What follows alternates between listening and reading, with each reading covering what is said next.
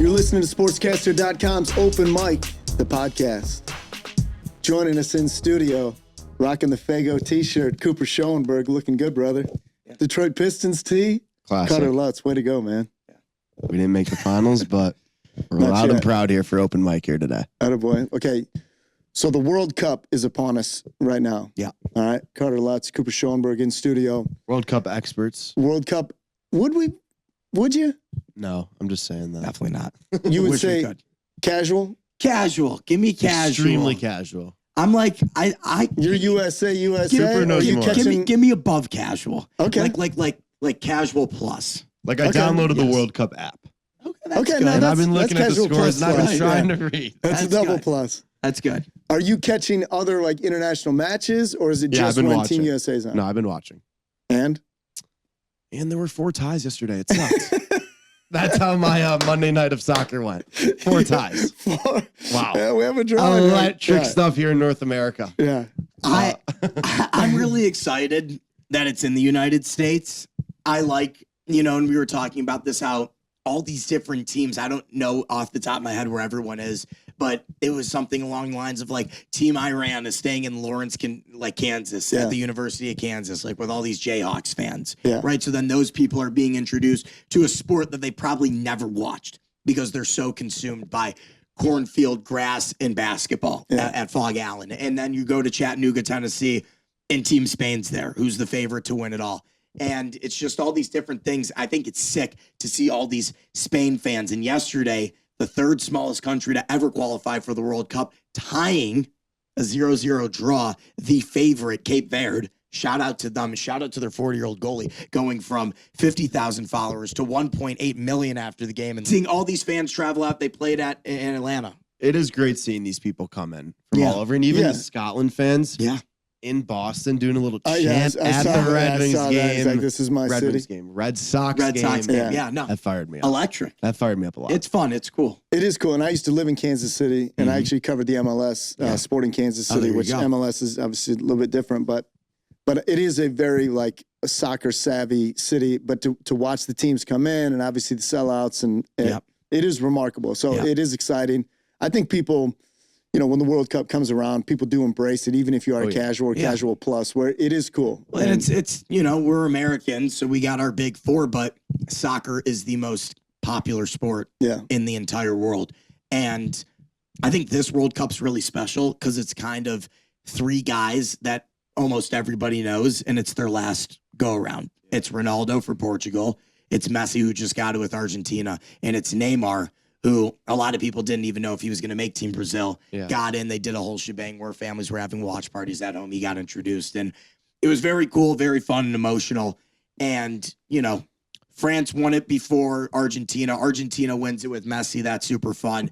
Now, could it be Portugal's time? And the Netherlands and Norway with Erling Haaland? Like, all these different things are happening. And Spain, I don't think, has won since 20-something when they had an absolute stacked team. I think it was 2010 or something. I don't know if those years coincide. But I think there's a lot of good storylines with who could win it and who is good and who's fraudulent.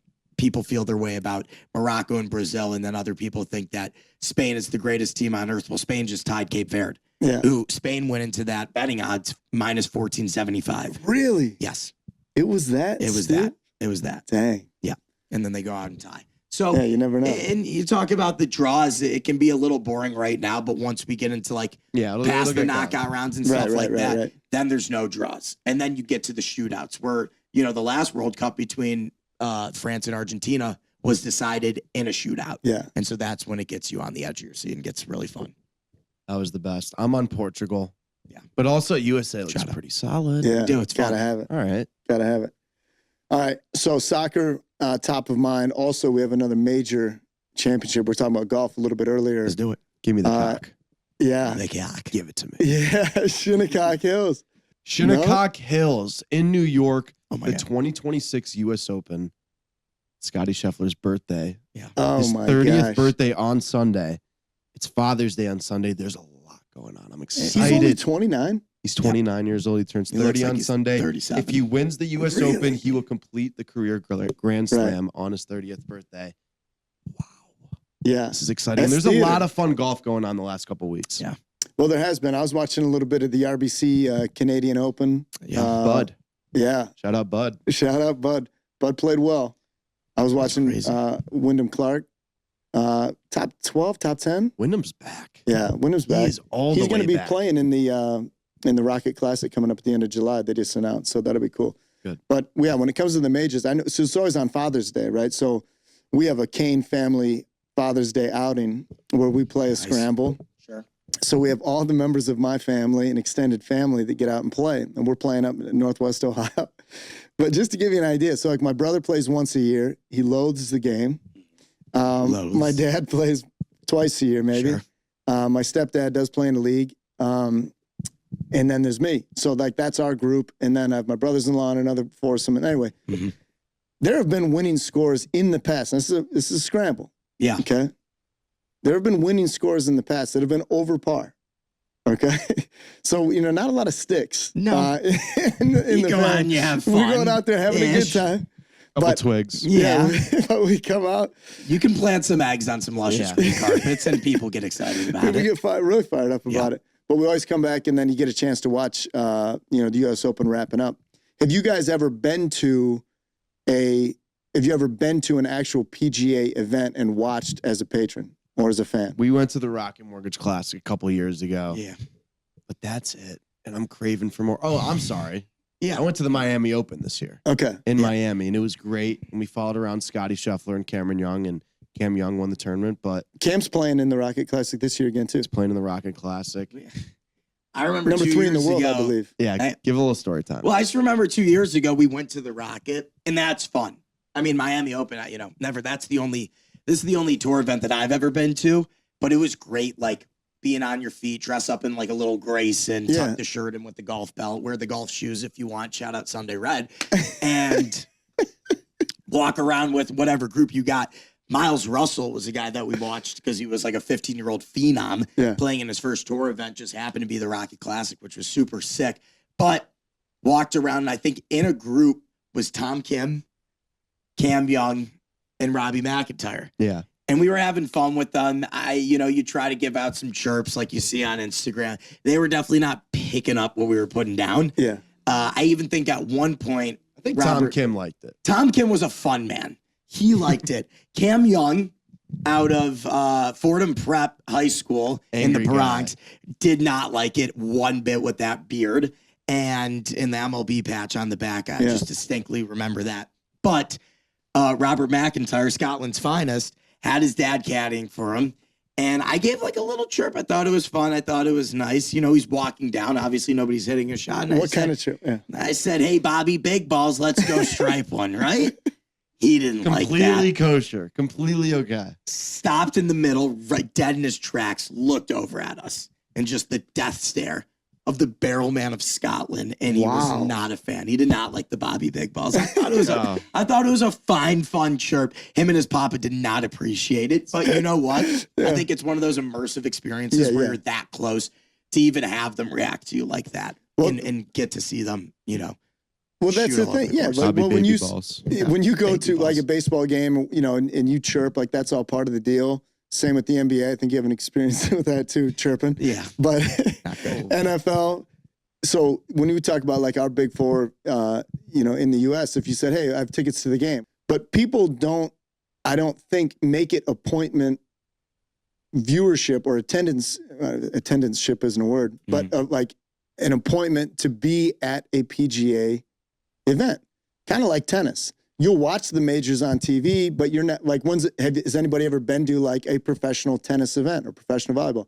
I think with golf, a lot of people watch a ton of golf, but it is interesting. Like I went to the Rocket Classic a couple years ago. I went to the 2020 Ryder Cup, which was unbelievable, Whistling Straits. Yeah. That's a totally different vibe.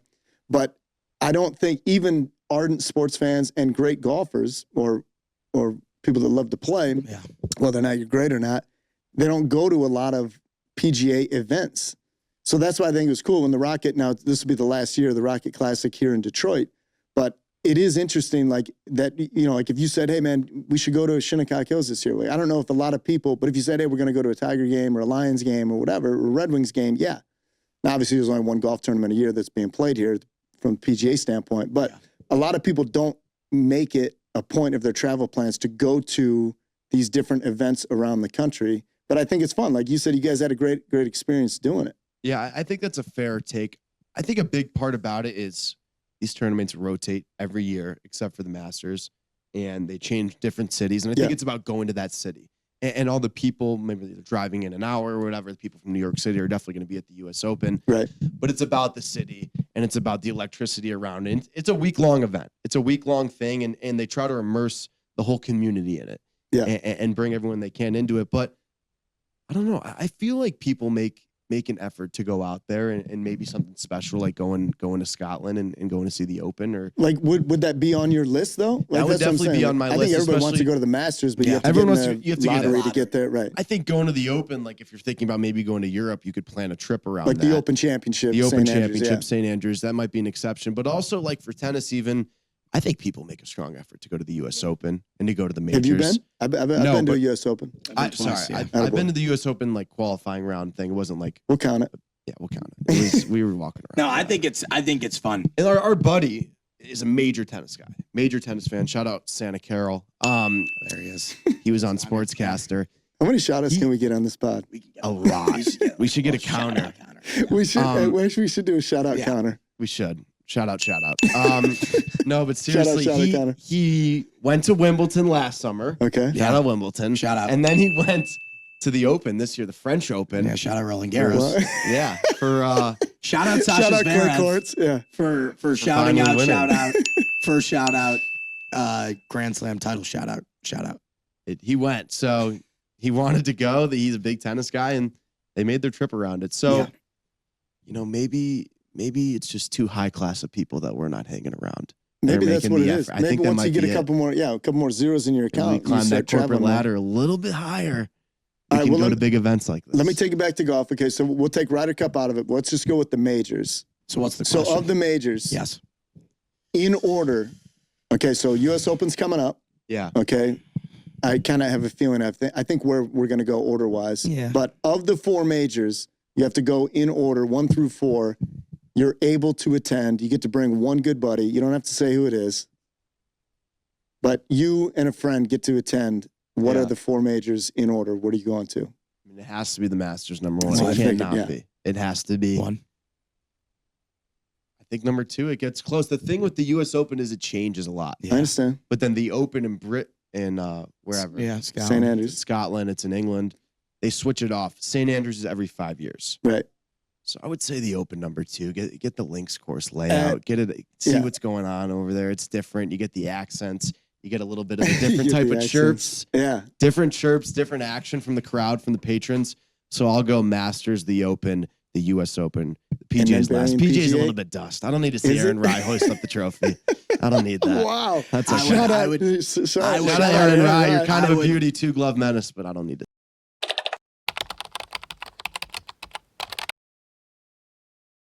I would literally do the exact same order. Okay. I think I would go Open in that 2 spot, U.S. Open, and not including a major. I'm not going to bring Ryder Cup into this because that's like a whole separate U.S. conversation. Open's my favorite major, though. What I would put above the PGA Championship, I would put the Players.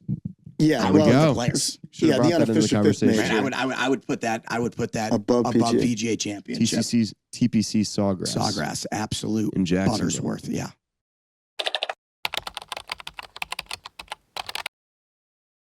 All right, I might put U.S. Open underneath. I go Masters, U.S., British, PGA.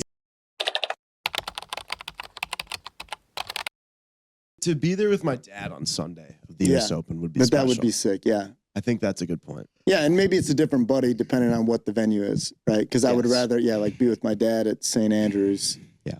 What you can do is bring up in a conversation, because it's not even a debate in the 4 majors. You could say, would you rather be at Game 7 of any basketball, baseball, hockey? Would you be at the Super Bowl, or would you be at Sunday of the Masters? Boom. That's a good question. That's where real debate could come in. I think golf is last in that, though. Really? Because it's just not as good in person.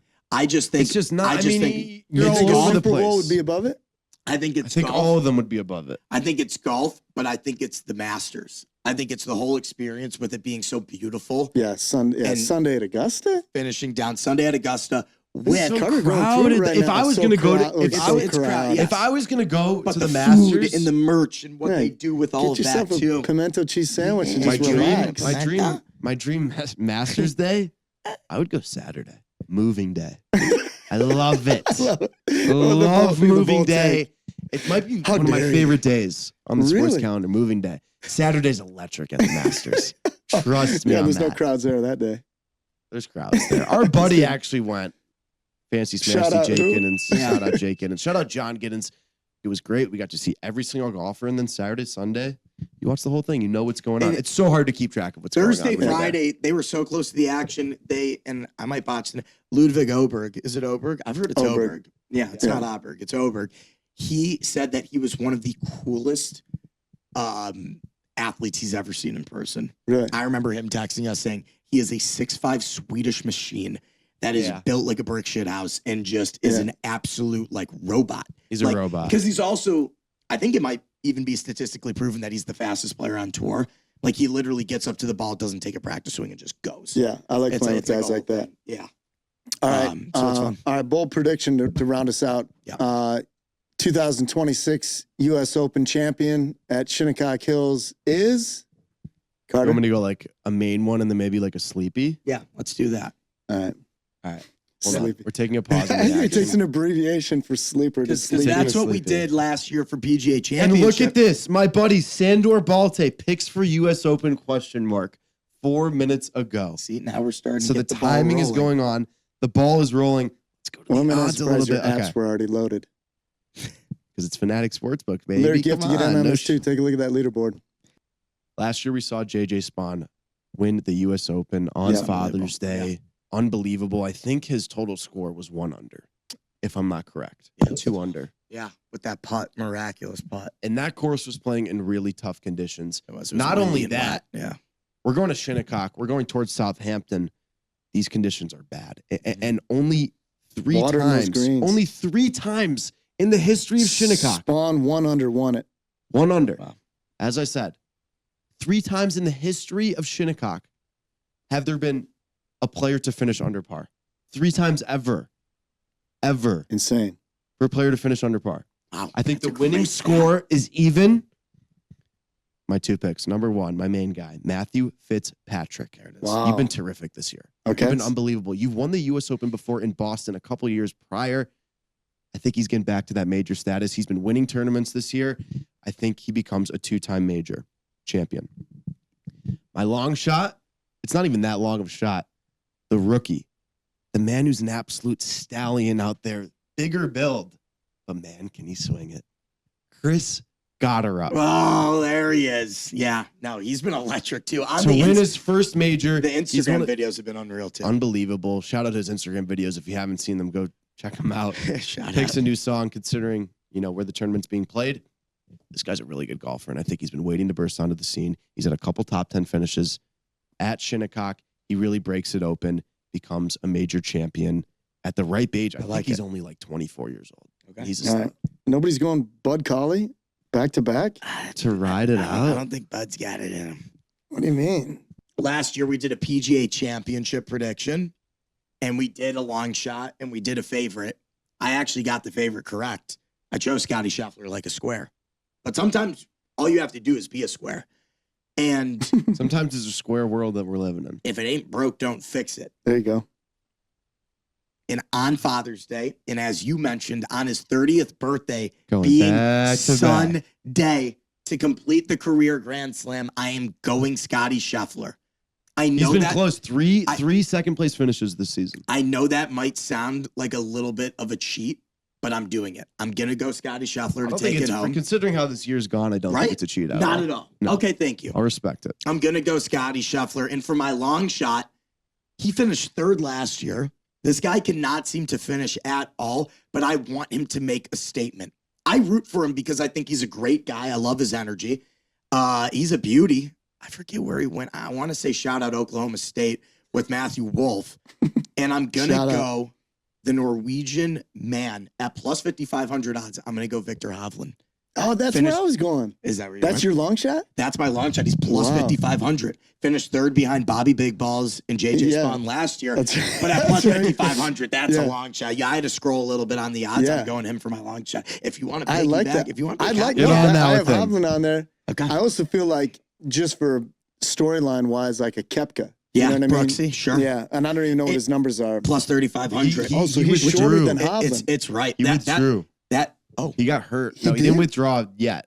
He's playing in the U.S. Open. He withdrew last week from the RBC. He was injured. Right.